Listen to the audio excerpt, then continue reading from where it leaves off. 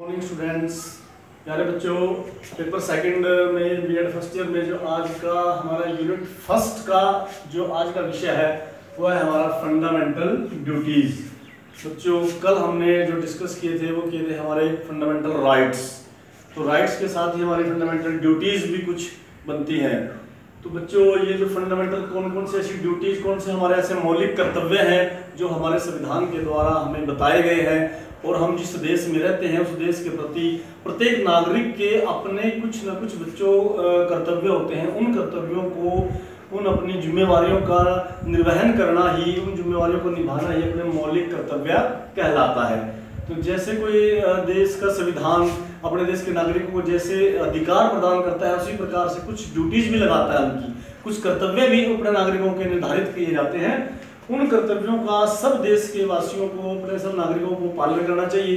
तो इसी प्रकार हमारे भारतीय संविधान में भी बच्चों जो है 1976 में एक 42 जो है संशोधन किया गया था, जिसमें एक धारा 51A जोड़ी गई।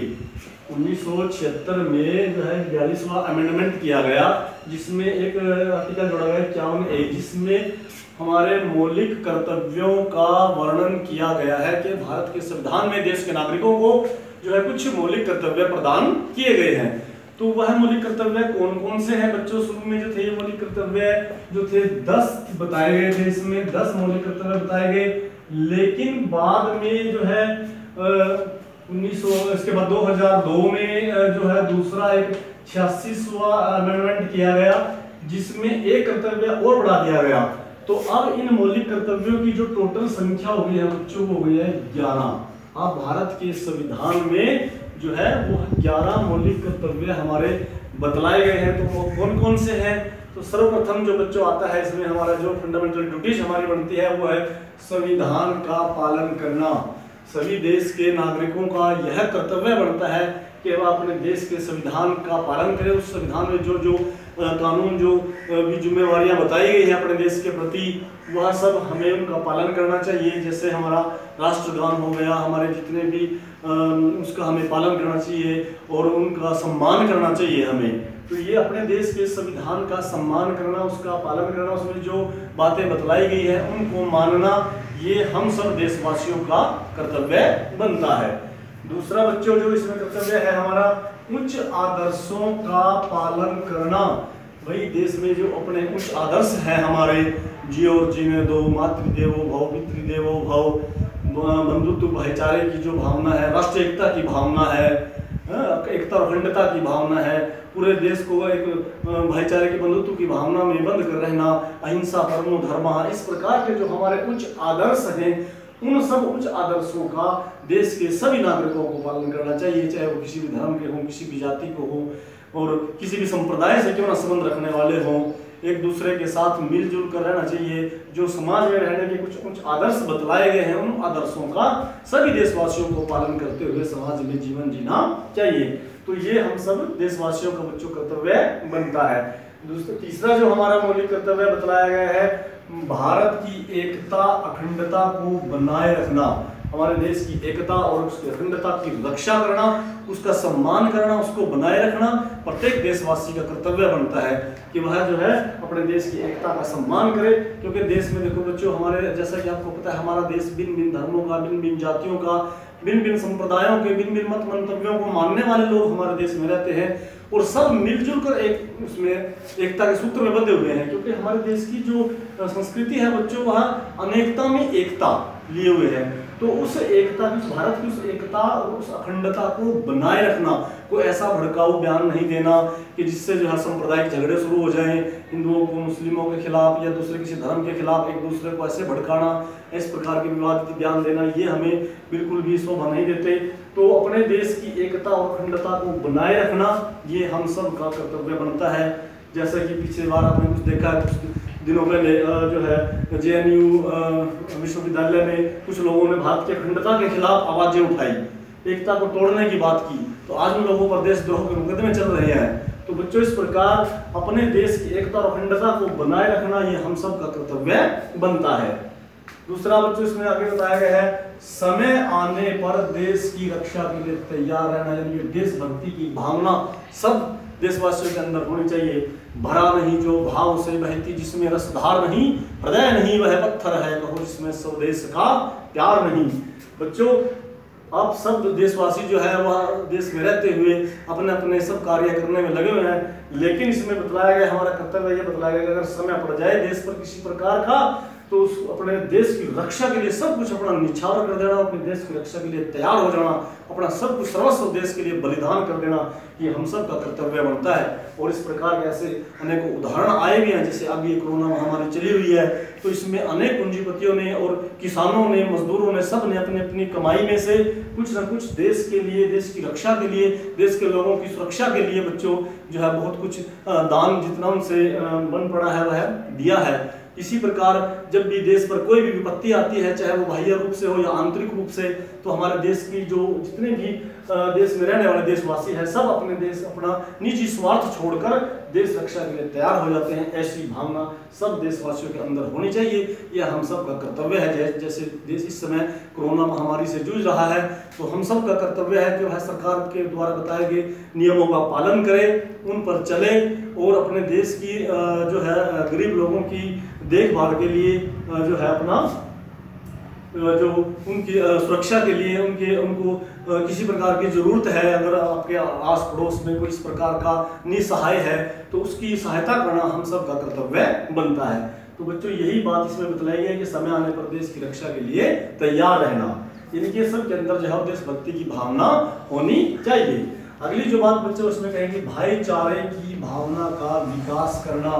बच्चों हमारे देश में जैसा कि मैंने बताया है विभिन्न मंतव्यों को मानने वाले, विभिन्न धर्मों को, विभिन्न संप्रदायों को मानने वाले लोग रहते हैं। तो कई बार आपने देखा होगा कुछ लोग एक धर्म विशेष के खिलाफ दूसरों को भड़का देते हैं, जिससे भाईचारे की भावना नष्ट होती है और देश में एकता को खतरा पैदा हो जाता है। इसलिए हमें सबसे पहले जो है भाईचारे की भावना को आपस में विकसित करना है, भाईचारे की भावना को बढ़ाकर रखना है और इस भाईचारे की भावना से इस मिलजुल कर समाज में जो है बंधुत्व की भावना को बढ़ाकर ही हम अपने देश की प्रगति में जो है सहायक हो सकते हैं।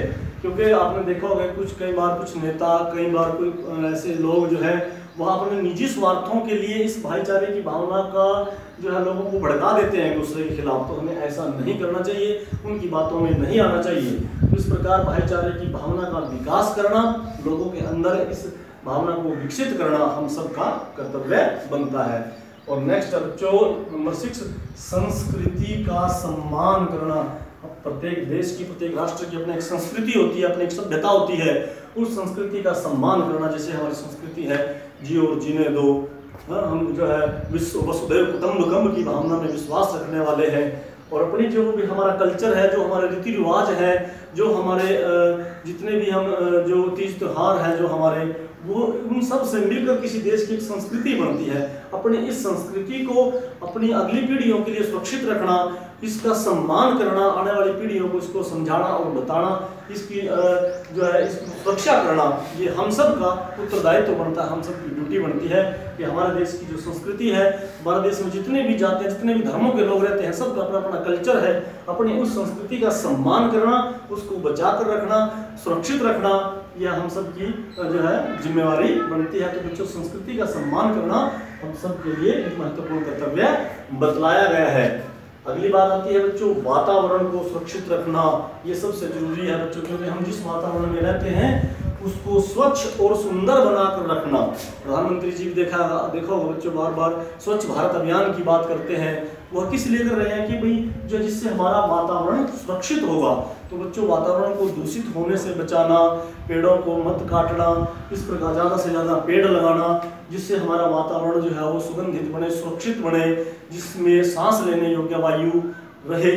तो इसलिए वातावरण को, अपने सारे एनवायरनमेंट को, प्राकृतिक एनवायरनमेंट को जो है हमने सुरक्षित रखना, सुंदर और स्वच्छ बनाकर रखना, यह हम सब की उत्तरदायित्व है। हम सब का केवल सरकार की जिम्मेवारी नहीं है बच्चों, देश में रहने वाले प्रत्येक नागरिक की भी जिम्मेवारी बनती है कि वह अपने प्राकृतिक वातावरण की सुरक्षा करे।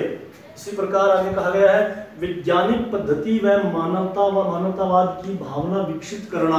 यानी वैज्ञानिक पद्धति का मतलब क्या है कि बच्चों जो देश में अंधविश्वास फैले हुए हैं, अंधविश्वासों को बिल्कुल फैलने से रोकना है हमने साइंटिफिक दृष्टिकोण से लोगों को समझाना है कि आज जो है वो वैज्ञानिक युग है और उस वैज्ञानिक पद्धति के अनुसार ही हमने दृष्टिकोण अपनाना है, उसको बनाकर रखना है। जो हमारी जो रूढ़िवादिता है, जो अंधविश्वासी है, जो सुपरस्टिशियस जितनी भी भावनाएं हैं, उन सब भावनाओं से लोगों को बाहर निकालना, उन सब भावनाओं से लोगों को बचाना और वैज्ञानिक दृष्टिकोण से और मानवता की जिसमें सेवा हो, मानवता का जिसमें भला हो, ऐसी भावना विकसित करना, ये हम सब का उत्तरदायित्व बनता है। अगली बात बच्चों इसमें बतलाई है जन संपत्ति को सुरक्षित रखना। जितनी भी हमारी पब्लिक प्रॉपर्टी है बच्चों, देश की जो संपत्ति है वह हम सब की अपनी संपत्ति है।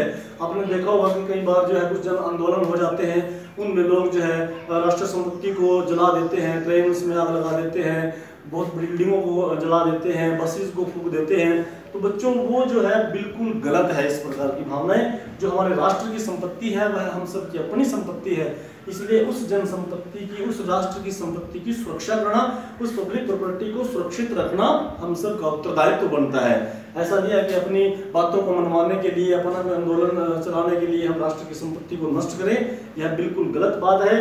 अपनी उस पब्लिक प्रॉपर्टी की सुरक्षा करना ये हम सब का दायित्व बनता है। और नेक्स्ट आता है बच्चों व्यक्तिगत व सामूहिक क्षेत्र में श्रेष्ठता के लिए प्रयत्न करना, यानी कि भाई व्यक्तिगत रूप से भी और सामूहिक रूप से भी अपने देश की उन्नति के लिए, अपने देश की प्रगति के लिए सहायक होना, खुद अपनी भी उन्नति करना, अपना भी विकास करना और सामूहिक रूप से राष्ट्र की उन्नति में भी सहायक होना, ये प्रत्येक नागरिक का कर्तव्य बनता है।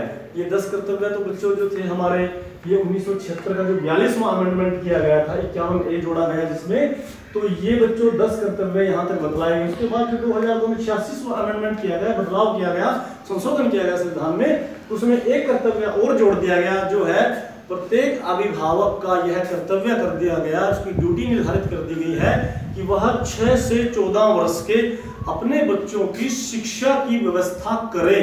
ये प्रत्येक अभिभावक की, प्रत्येक माता पिता की जो है जिम्मेवारी निर्धारित की गई है इस कानून के तहत यहाँ संशोधन करके, कि सरकार की तो जिम्मेवारी है कि वह देश के सभी बच्चों को शिक्षा देगी, लेकिन अभिभावकों की भी, माता पिता की भी ये जिम्मेवारी बनती है कि वह 6 से 14 वर्ष तक के अपने बच्चों को स्कूल भेजे, उनकी शिक्षा की व्यवस्था करे। तो इस प्रकार बच्चों ये टोटल जो हो गए हमारे 11 संविधान में, ये हमारे जो है टोटल फंडामेंटल ड्यूटीज, हमारी मौलिक कर्तव्य बतलाए गए हैं, जिनका सब देशवासियों को पालन करना चाहिए। तो परीक्षा में जो प्रश्न आ सकता है बच्चों, वो फंडामेंटल राइट्स एंड ड्यूटीज, इन दोनों क्वेश्चंस को, इन दोनों को मिलाकर भी पूरा 16 मार्क्स में आ सकता है। अलग अलग भी पूछ सकता है।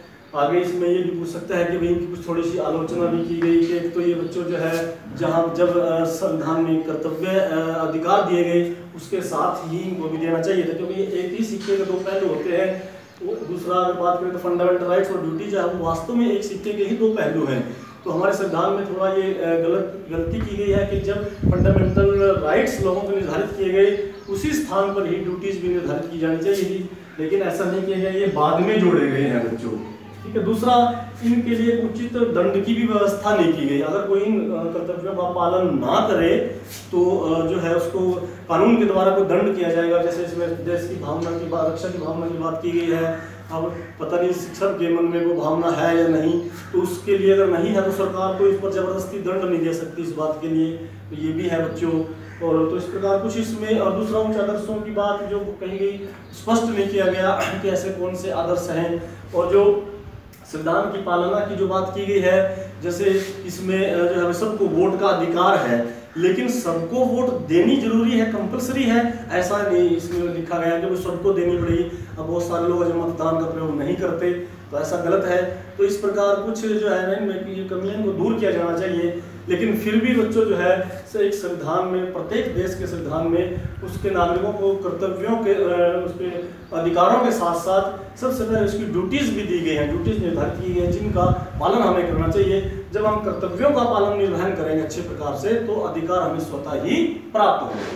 तो मैं ऐसा करता हूँ कि आप इस विषय को आज पढ़ेंगे, और पढ़ने के बाद जो है इसको जो अच्छे प्रकार से याद करेंगे। कहीं पर कोई दिक्कत आए, किसी को समस्या है, तो बच्चों आप कक्षा में कल पूछ सकते हैं।